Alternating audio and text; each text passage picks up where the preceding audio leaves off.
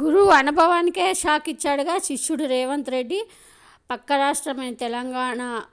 రాష్ట్రమైన తెలంగాణ సీఎం రేవంత్ రెడ్డి చంద్రబాబు ఎంతో రాజకీయ అనుభవం ఉన్న చంద్రబాబు నాయుడికే షాక్ ఇచ్చాడు. ఎందుకంటే ఖమ్మం జిల్లా, కృష్ణా జిల్లాలు కవలపిల్ల లాంటిలాగా ఉంటాయి. తెలంగాణలోనూ వరదలు సేమ్ వరద వస్తుంది, ఆంధ్రాలో కూడా సేమ్ వరద వస్తుంది. కానీ ఇక్కడ మనం అప్రమత్తంగా ఉన్నాం కాబట్టి, ఇక్కడ మనం తగిన జాగ్రత్తలు తీసుకున్నాం కాబట్టి ఇక్కడ ఎలాంటి ప్రాణ నష్టం కానీ ఏమీ జరగలేదు. కానీ పక్క రాష్ట్రంలో ఏపీలో సీఎం అంటే అక్కడ అప్రమత్తంగా లేరు కాబట్టి అక్కడ చాలా నష్టం జరుగుతుంది, ప్రాణ నష్టము. అసలు అక్కడ తగిన జాగ్రత్తలు కూడా తీసుకోలేకపోతున్నారంటూ చంద్రబాబు నాయుడికి పెద్ద షాక్ ఇచ్చాడు రేవంత్ రెడ్డి.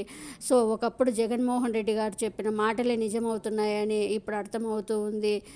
సో తగిన జాగ్రత్తలు తీసుకోకపోతే ఇలాగే ఉంటాయి. ముందే హెచ్చరించినా కూడా వాతావరణ శాఖ చంద్రబాబు నాయుడు తగిన జాగ్రత్తలు తీసుకోలేదు.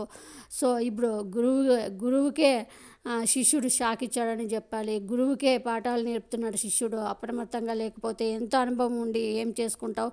ప్రజల కోసమే కదా నిన్ను ఎన్నుకునేది. ప్రజలు ఎన్నుకున్న ప్రజలకే నువ్వు మేలు చేయలేకపోతే నువ్వు ఇంకా సీఎంగా ఉండి ఏం ప్రయోజనం అంటూ షాక్ ఇచ్చాడు. క్షణం ప్రభుత్వం అప్రమత్తంగా ఉండి పనిచేస్తుంది. ఇవాళ పక్క రాష్ట్రంలో మన రాష్ట్రంలో కృష్ణా జిల్లా, ఖమ్మం జిల్లా కవలపిల్లలాగా ఉంటాయి పక్కన పక్కన. ఒకే రకమైన వర్షము, ఒకే రకమైన పరిస్థితులు ఉంటే అవతల ఎంత జరిగింది నష్టం, యువతలు ఎంత జరిగిందో ఒక అంచనా వేయండి. ఈ ప్రభుత్వం అప్రమత్తంగా ఉందో లేదో. అవతల నష్టం జరగడం కూడా బాధాకరం. అవతల జరిగి ఉండొద్దు, యువతల జరిగి ఉండొద్దు. కాకపోతే ఈ ప్రభుత్వం అప్రమత్తంగా ఉందా లేదా అనే దానికి విన్నారుగా. గురువుకే పెద్ద షాక్ ఇచ్చేలా ఎలా మాట్లాడారు రేవంత్ రెడ్డి. కొంచెమైనా ఇప్పటికైనా తెలుసుకుంటే బుద్ధి తెచ్చుకుంటే బాగుంటుంది చంద్రబాబు.